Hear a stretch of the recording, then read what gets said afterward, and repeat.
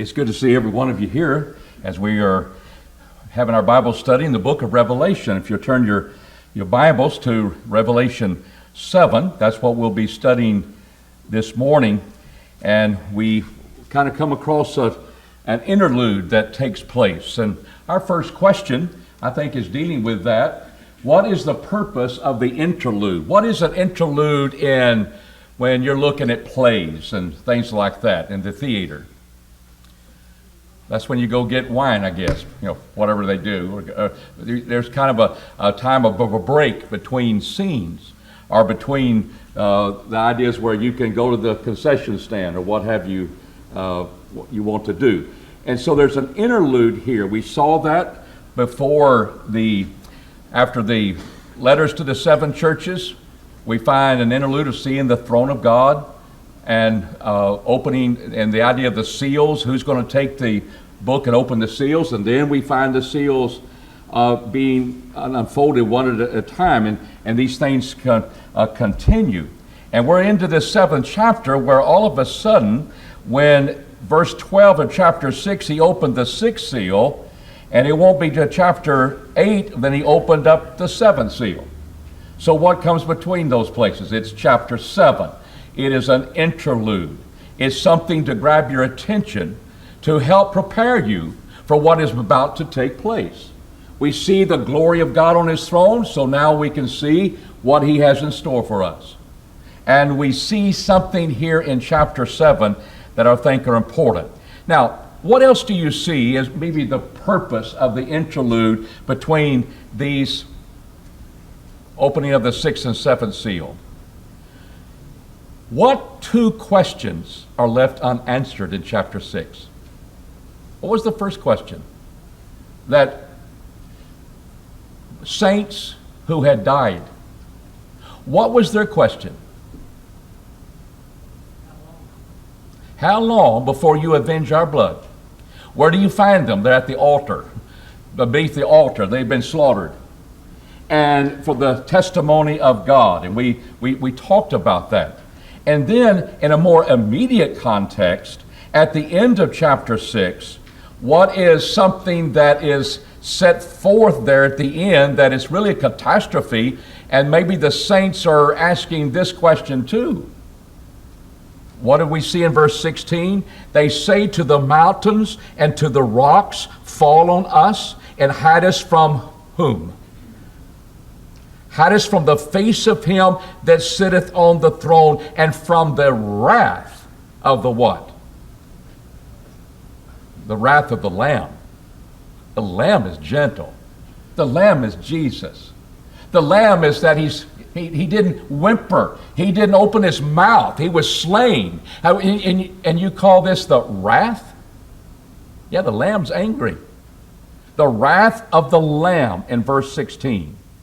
For great is the day of for the great day of the wrath is come. And question. What is the question? Who is able to stand? God, when will you avenge the people who have died for your cause? And who can stand before the wrath of God? And what do you see in chapter 7? Both answers are given. What do we find? What about the who can withstand the wrath of the Lamb? Who's the only one who can do that? My 144,000 who have been sealed. They will not be harmed by the wrath of the Lamb. And in the latter part of this chapter, we observe what happens to those who have died for the cause. They still are being led to the fountains of living water. They're just souls. They're not glorified yet. And he tells you what is in store for them. If you can keep those two questions in mind and realize chapter 7 is an interlude and answers both questions, you're getting the book together. And it'll help you think about, well, why is it in this order? And why do we go from all these seals and angels and trumpets and thunders, and even the thunders, you'll never know what's in them. 7 thunders. And he says, seal it up. He didn't want us to see it. And I don't know what they are when I get through the book of Revelation. I don't know it today until he reveals something else and it's final. We say, well, what does that mean? We'll try to answer that in future lessons. So the interlude there is to say, hey, we haven't been avenged yet. God, when are you going to do that? That was just sent to be justice. And we know you're a just God. When are you going to avenge our blood? And who can withstand the wrath of the Lamb? When he says the mountains and the rocks to fall on us and to hide us, wonder if rocks and mountains fell on you. Would you be dead or alive? Well, if I had an air pocket, I may survive until they come and dig me out. Maybe so. And there's different views about that. This idea, hide me. I want to be protected from the wrath of the Lord. But wonder if it means I'd rather die in an avalanche than to face the Lamb and his wrath. How much worse it would be to face him. That might be the image that is being set forth. I can't withstand the Lamb. Fall on me. Put me out of my misery, because that is horrible. How did Jesus talk about hell? It's better to cut your right hand off, pluck your right eye out, than to do what? Than to enter into hell. This is much worse. The wrath of the Lamb is much worse than mountains hiding upon you. And by the way, you cannot hide from the judgment of God. Even if you go to the mountains, they could in Jerusalem when it was destroyed. They were to get out of the city and get to a place of protection. But not the wrath of the Lamb that's going to be coming at a time. And he says the wrath of the Lamb is come. So we enter into... Anyone else have any other thoughts about the interlude? It's a break. It's not just there to fill time. It's there. We're going to bring you along and realize how important it is. And it'll help us understand and interpret what's in chapter 7. In the Bible, what does sealing something mean? Because notice in verse 1, after this I saw 4 angels. Well, I want to open the 7th seal. Not yet. I saw 4 angels standing at the 4 corners of the earth, holding the 4 winds of the earth, that no wind should blow on the earth, or on the sea, or upon any tree. That would be affecting man, earth, sea, and tree.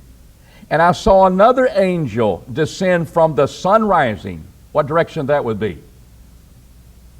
Sun rising, east. And having the seal of the living God, and he cried with a great voice to the 4 angels to whom it was given to hurt the earth and the sea. That's where we dwell. That's where man dwells. How are we going to be protected from the wrath of the Lamb? Saying, hurt not the earth, neither the sea, nor the trees, until we have what? Sealed the servants of our God on their foreheads. Everybody can see that? Can you see the sealing? Where is it? It's not in my heart. It's not in my spirit. Here, forehead, because why? You can see that. You may cover your face with a mask, but I can see what's on your forehead. Sweat. It's hot. And it's visible. They're protected. Is that what sealing can be? In the Bible, the sealing is the idea of protection. How did Darius guard the den of lions so that Daniel couldn't get out, nothing going to be tampered with, kind of protecting that and keeping it in the realm that he wanted it to be, or that it was going to be? He didn't like Daniel dying. But the thought is, what was that? It's protecting the integrity of a scene. Why did the rulers seal the tomb where Jesus was laid? Protected, that we don't want it to be stolen. We want to know if it's been tampered with. Sealing is also identification. You belong to me. Remember the Song of Solomon when the Shulamite woman is in love with her shepherd boy? And she makes this statement, seal me as a seal upon what? Thy heart. As a seal upon thine arm. I belong to you, shepherd boy. Seal me. Identify me with you. You've got my heart. You've stolen my heart. Solomon can't have it. And there's a sense of belonging. So to whom is this sealing going to be upon the foreheads? And he begins to tell you the tribes of Israel. And remember, we've seen 24 elders. We divided that in the idea of there's an old and new covenant, the collection of all the redeemed people. And there's the Old Testament saints, there's the Old Testament people that were of God, and also the 12 apostles. That was the foundation for the deliverance of the new covenant in God's people. And he begins to speak about those who are going to be sealed. And so sealing denotes identification. It denotes we're protecting it from being tampered with. And that would be happening here. Who can withstand the face of the wrath of the Lamb? Christians can. And as we'll look into these next chapters, you'll see one chapter totally setting forth the protection of the people, and the wrath comes upon those who are not sealed. Chapter 9. It was given them that they should not kill them, but that they should be tormented 5 months. Well, who's not being tormented? Only such men as have not the seal of God on their foreheads. God is bringing torment on the unregenerated people on earth. We'll see a whole chapter for that. When are we protecting them? We're protecting these bondservants of God. They belong to God. Remember in verse 3, he sealed the what? Servants. What does that word mean? It means slave. It means bondservant. Totally dedicated to God. And he'll seal the servants of our God on their foreheads. Don't let these winds blow. That's going to affect the unregenerate people on the earth until I protect my people. And he could just done that simultaneously, but see, to the reader, we're seeing these visions. It's an interlude. It's a break between the opening of the 6th seal and what's going to be that 7th seal. I want to tell you something. I'm going to protect you from the wrath that's about to come upon the people of the earth. Now, at the end of time, God does his judgments in time as well, as he would bring wrath upon the persecuted foe here, Rome, and its world empire. And we'll see that from chapters 11 through chapter 22. Here we're really dealing with the unregenerate and separating God's people from them, and he is indeed sealing them. That's what we are observing. Now, here's a question. Are the 144,000 and the great multitude two different people, or are they the same people under different conditions?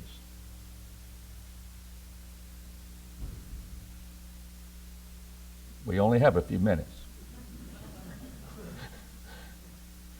And you don't have a wrong answer. I'm not going to get after anybody. Different people have different ideas about it.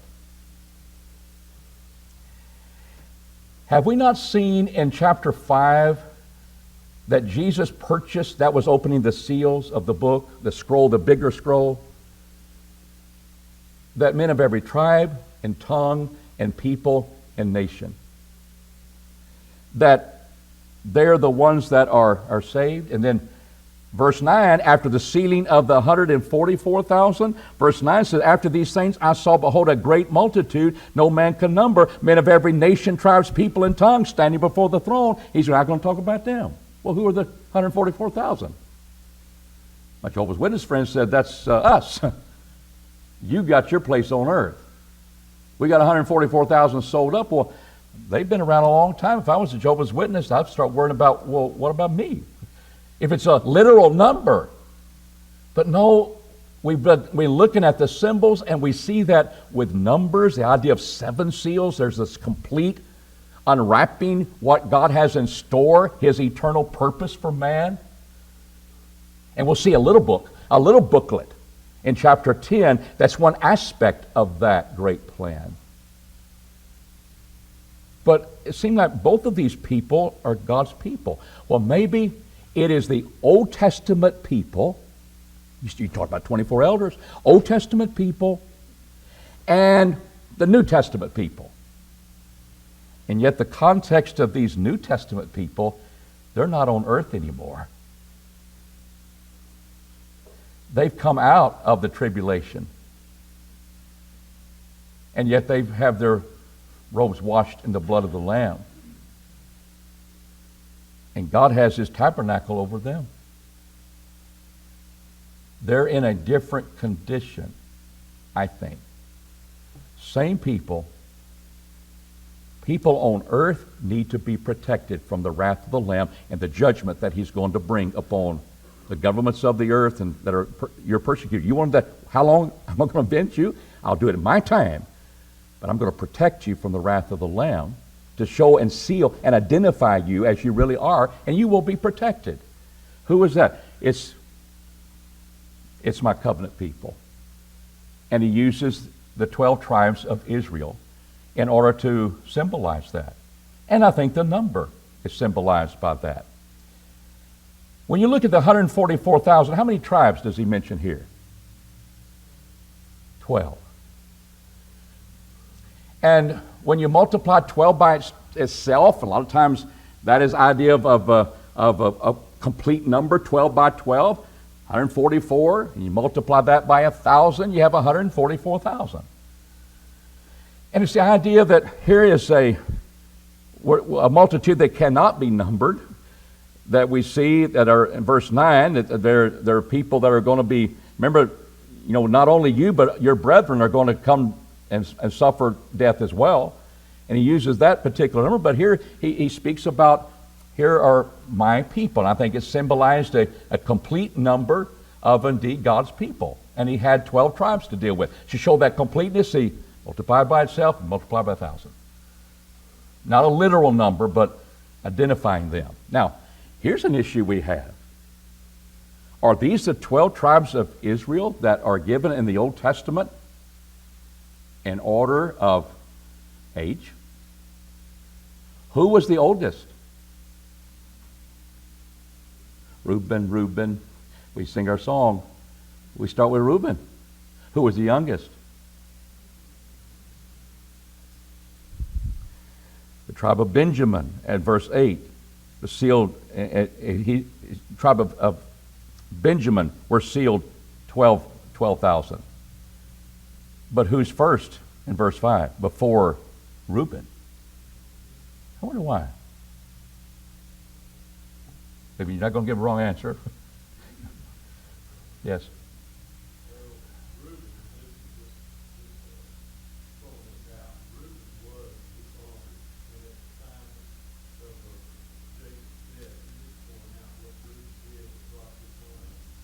That's right. So maybe he's demoted one level. Well, and that may be true, but it's interesting. He's up there at number 2, and he did he did the same. But there's a lot of thought about it. That's why I want to make you think a little bit. What do you think is logical? Why would at this point of time Judah be very important in the list? Why would he not talk about what Reuben did badly, but what is positive about Judah? Yes, sir, David? Yes, he's the Lion of Judah, of him. And he's the one that's opening up the seals. He's the only one that's able to do that. And he is of David as well. That's where David came from. And in this epistle, in this letter, John is writing to the 7 churches. That's our hope for the future. That's God's people, and they're now identified with Christ. Not Moses anymore. It's a different order. But he recognized they're still old to youngest that we're dealing with there. Why is the tribe of Dan not even mentioned? And David, this may get to your observations about bad things people do. Why isn't Dan listed?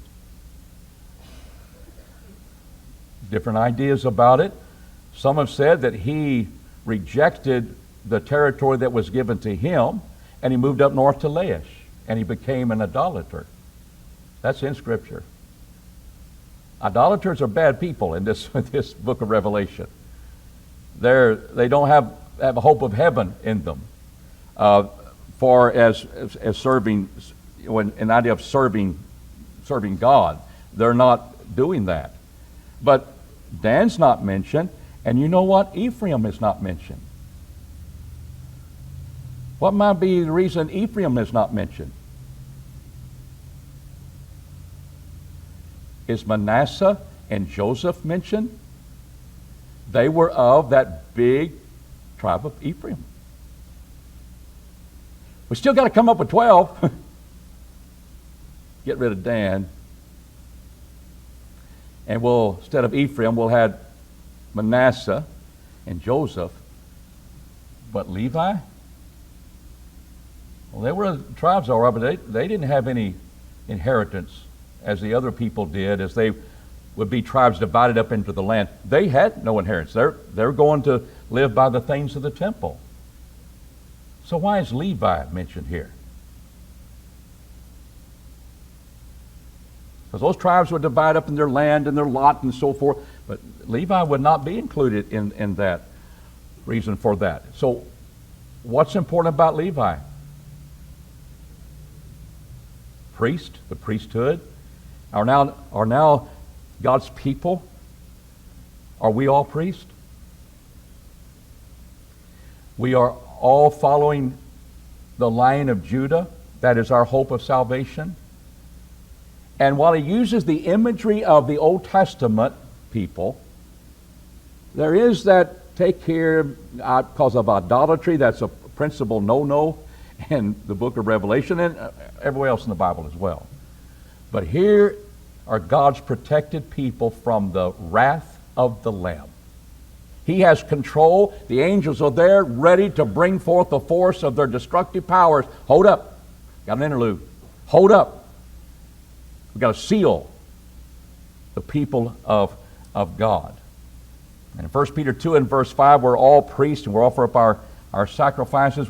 We're really speaking about spiritual Israel. Just like we're speaking about spiritual Israel, God's people, the Christians, in the latter part of this. Not two different people. And that's how people interpret Revelation. We've got to go 144,000. We'll see them over here in Revelation 15. 144,000. Literal number. When in reality, even the listing of the tribes, that can't be literal because they're not in the way that we have in the Old Testament.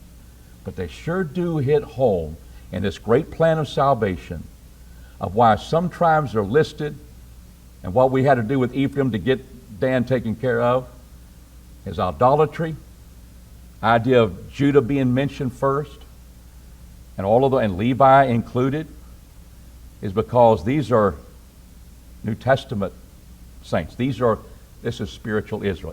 Any thoughts you might have on who those 144,000 are? And he said the tribe of Leah, 12,000. So you have that number going each way. Now, any comments you want to have about that? Often in discussion with Jehovah's Witnesses, I haven't studied with one that says I'm part of the 144,000. They're the people that have already come, and that's why their hope is where? It's on earth. And they give you the pamphlet, what it's going to be like, this peace, the utopia upon earth. And some of them, that's all they have to look forward to as well. Well, I think we're that people, and we can go to the judgment, wherever it's in time, and we may suffer because of God's bringing judgments upon the ungodly earth, and that can happen any time. But it also said, I'm protected from the wrath of the Lamb. And I think that's behind, we forget about I hear invitations offered, and we're looking at God's grace and all those things, and that is true. And I see people speak about we're saved by God's grace. Saved from what? Our sins. We did wrong, and therefore we violated. We've fallen short of the glory of God. But why must we be saved? That's what Peter preached. There's no other name under heaven given among men wherein men must be saved. Why do you have to be saved? It's because if you're not, whose face are you facing in the day of judgment? It's not a gray-headed grandfather. It's the Lamb of God, the Son of God. We're standing before the judgment seat of Christ. Have you devoted your life to Him and only Him? And follow Him above all else? That's the question. And the point is, if we're not, say, this is what we're facing. It would be better for the mountains to crush me right now than to face the wrath of the Lamb. And when we pass through this life, we're going to still face the wrath of the Lamb. And you don't want that. And God says, here's my people. Remember in 1 Timothy 2 and verse 9, just before we leave this, in 1 Timothy 2 and verse 9, let me tell you who these people are. In like manner, well, let me drop down. Let me go to 2 Timothy 2 and verse 19.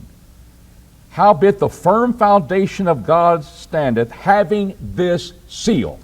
This is identification, having this seal. What is it? The Lord knoweth them that are His. And let every one that nameth the name of the Lord depart from unrighteousness. That's His people. And it has this seal. God knows those who are His. They belong to Him. What's this sealing? These 144,000, this complete number of my covenant people, new covenant people, they belong to me. Therefore, they don't have to fear the wrath of the Lamb. That answers the last question in chapter 6. Now, question 11. What immediately follows, well, nope, I need to go back there. Well, I haven't talked about the other people. And that's part of this question here. When we talk about the same people but under different conditions. What are the conditions? And here in this passage, and I think I want to just read this out to get the flavor of this. Behold a great multitude. I saw and behold a great multitude which no man can number, out of every nation, tribes, people, tongue, standing before the throne, before the Lamb, arrayed in white robes, palms in their hands. And what are they crying out? Salvation unto our God who sitteth on the throne and unto the Lamb. All the angels were standing about the throne, about the elders and four living creatures, and they fell before the throne, and their faces they worshiped God. What are they blessing God with? Sevenfold blessing, wisdom, thanksgiving, honor, power, and might be unto our God forever and ever. We've been saved. And there's that salvation there. Now, here's the worshiping taking place. But in verse 13, one of the elders answered, saying unto me, these are that are arrayed in the white robes, who are they, and whence come they? Does the elder know the answer? John thinks so. He says, my Lord, thou knowest.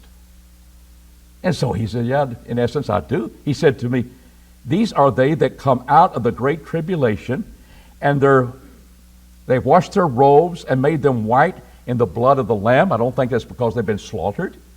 They made their robes white, purity, because of the Lamb. We're praising Him for that salvation. Therefore, are they before the throne of God? Therefore, are they before the throne of God, and they serve Him day and night in His temple. And he that sitteth on the throne shall spread His tabernacle over them, and they shall hunger no more, neither thirst any more, neither shall the sun strike upon them, nor any heat. For the Lamb that is in the midst of the throne shall say to be their shepherd, and shall guide them unto what? Fountains of the waters of life. And God shall wipe away every tear from their eyes. When will He wipe away every tear from their eyes? Remember in Revelation 21, we'll get there, when all things have ended and we've come to the end of time. He ain't doing it here now, but they're not hungry, they're not thirsting, sun is not shining upon them. They're in a place that is protected. His tabernacle is over them. The shepherd is still leading them into glory. They're not there yet. They're just, we are souls slain for the testimony of God. What about those people? Well, they're going to wait in God's good time to bring forth the vengeance. But I'll tell you where they are now. They're in a place of protected comfort. Sun's not beating on them any longer. They're not hungry. They're not thirsty.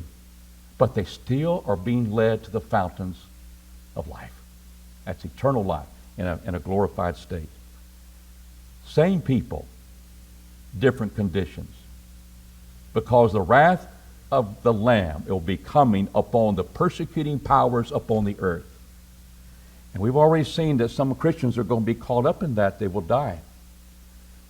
But they're protected from the Lamb. And that's what we are observing. So let's try to see if we can get the question. What immediately follows the opening of the seventh seal? We've been waiting for it. Had this interlude. We come into chapter 8. He opened the seventh seal, and what happened?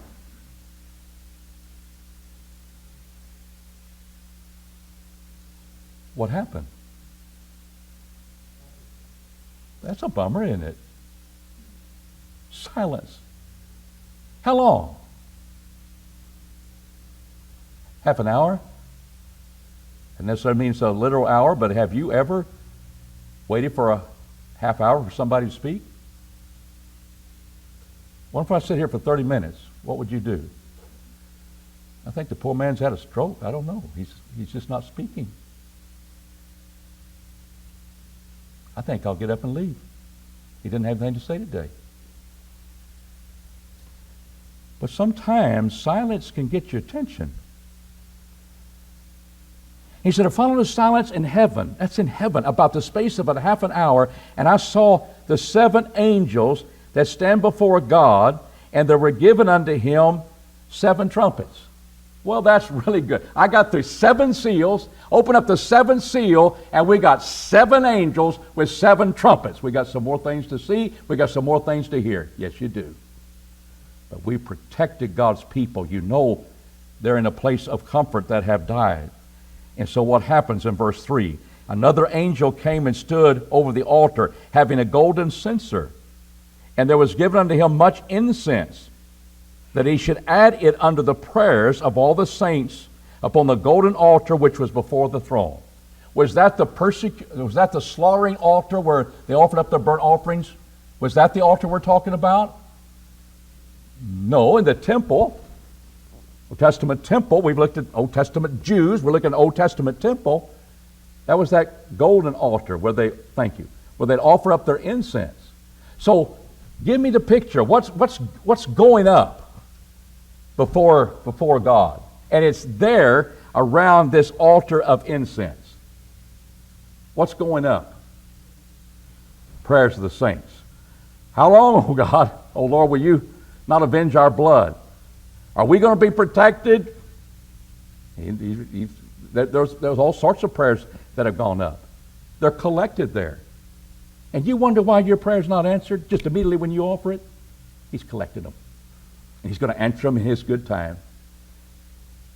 But what is added there, which was also part of the imagery we see in the Old Testament, what was being added to the prayers?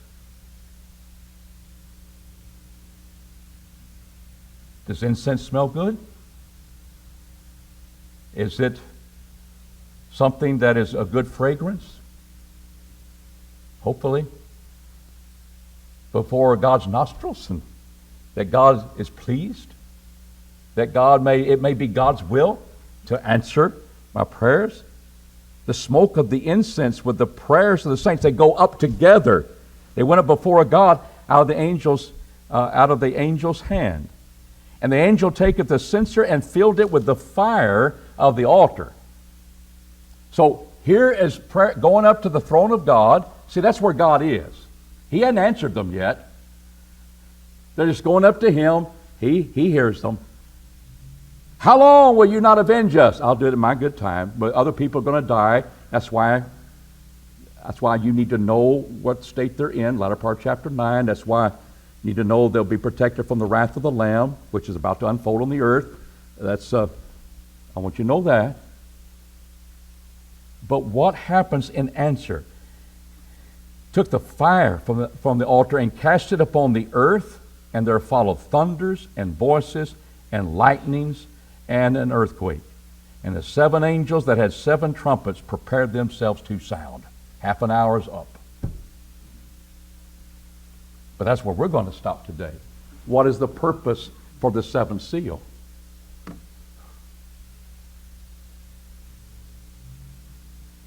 It's to open us up to the seven trumpets. It just takes us into another vision of what's taking place with the persecuted saints. Because I don't see anything other than that. It helps us understand what prayers are going up, and he's going to answer them in his good time. And now we're going to see some things unfold here. 7 seals are done, but now we got trumpets. And we're going to keep the vision going. Same theme. It's not different things in history, and we're going to pinpoint everything about it. I think it's the same theme that's taking place. And I think you'll be rewarded when you just follow the intent of the author with the symbolism that, we know what a temple is. We know what the golden altar of incense was.